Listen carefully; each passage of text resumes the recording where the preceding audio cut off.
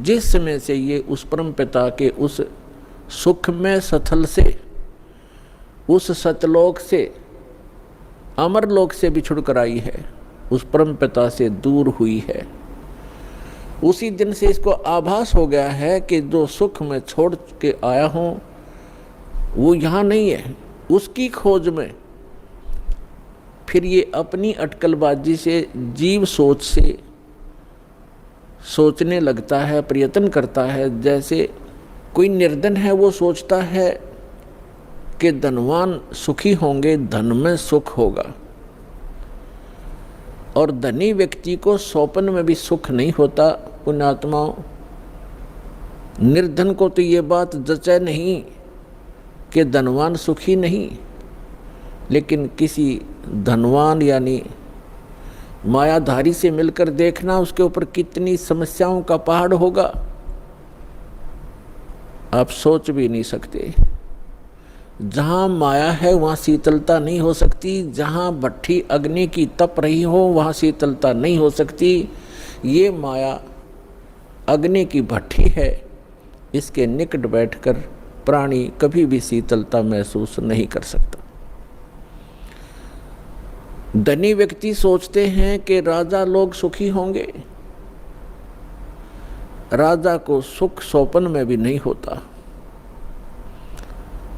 आपको ऐसा लगता है जैसे इसके आगे पीछे बड़ी सेना चलती है, बड़े बड़े अधिकारी सलूट लगा रहे होते हैं, ये महासुखी होगा, कारों में चलते हैं।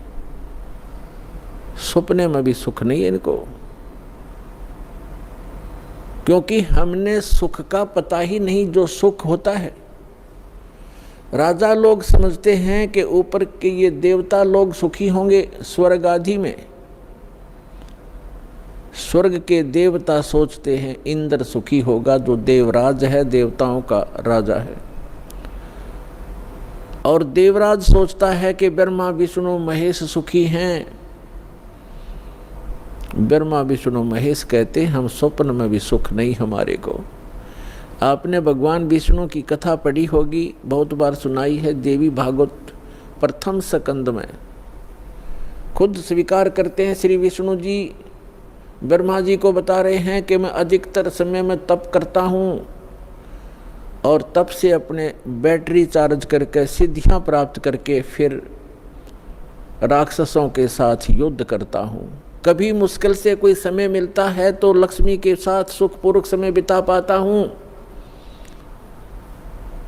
तो खाक सुख है यहाँ पर। परमात्मा बताते हैं झूठे सुख को सुख कहे, ये मान रया मन मोद, सकल तभी न काल का, कुछ मुख में कुछ गोद।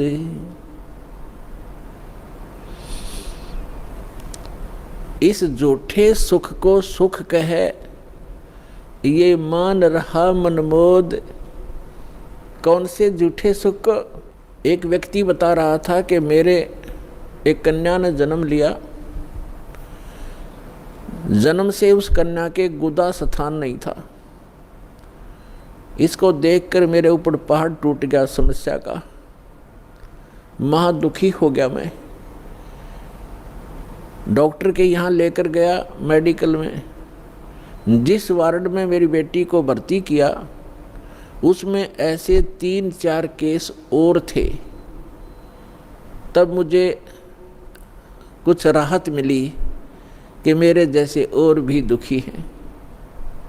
बताओ इससे क्या लाभ मिला उसको? अपना मन में मान लिया कि चलो और भी दुखी हैं तो मैं भी दुखी हूँ, कोई बात नहीं। क्या वो दुख हल्का हो गया? क्या गुदा स्थान बन गया बेटी का? तो पुण्यात्माओं, इसे गंदे लोक में रह रहे हम। यहाँ सुख नाम की चीज़ नहीं है। हम एक दूसरे को दुखी देखकर उससे हल्का दुख हो या उसके बराबर हो, हम अपने राहत मान लेते हैं। यहाँ कोई विकल्प नहीं है। जैसे एक व्यक्ति के 3 पुत्र थे, एक पुत्र की मृत्यु होगी। बहुत दुखी बुरी तरह रो रहे हैं, आहार भी नहीं कर रहे हैं। शोक व्यक्त करने वाले व्यक्तियों में एक ऐसा व्यक्ति उपस्थित था जिसका एक ही पुत्र था, वही मृत्यु को प्राप्त हो चुका था। तो सांत्वना देने वालों ने कहा कि देख भाई, यहाँ तो ऐसा ही है, सभी की मृत्यु होती है, ये तो भगवान वाला बात है, चिंता मत करो। देखो ये भाई बैठा है, इसको देख कर जी ले, इसका इकलौता पुत्र था, उसी की मृत्यु होगी, ये भी तो अपना समय व्यतीत कर रहा है, धैर्य कर। तो तब उस व्यक्ति को कुछ होशी आई, हाथ मुंह धोए, कुछ देर में खाना भी खा लिया। अब उसने ये सुख मान लिया कि देख इस बेचारे का इकलौता पुत्र था और वही मर गया, मृत्यु को प्राप्त हो गया। शुक्र है मेरे तो 3 थे, मेरा तो एक ही मरा है, 2 तो बचे हैं, पहले इससे सुख मान लिया। क्या वो बेटा वापस आ गया? तो यहाँ परमात्मा कहते हैं झूठे सुख को सुख है ये मान रहा मनमोद, और सकल चबीना काल का, कुछ मुख में कुछ गोद। परमात्मा यहाँ क्या बताते हैं, भाई तन दर सुखिया कोई न देखा, जो देखा सो दुखिया हो, उदय अस्त की बात करते हैं, मन सबका किया विवेक का हो, सबका किया विवेक का हो। भाई घाटे बाधे सब जग दुखिया, के गृहस्थी बैरागी हो, लाभ हानि से सब कोई दुखिया, के गृहस्थी बैरागी हो, सुख देव ने दुख के डर से, गर्भ में माया त्यागी हो, गर्भ में माया त्यागी हो, तंदर सुखिया कोई न देखा, जो देखा सो दुखिया हो, उदय अस्त की बात करते हैं, मन सबका किया विवेक का हो, सबका किया विवेक का।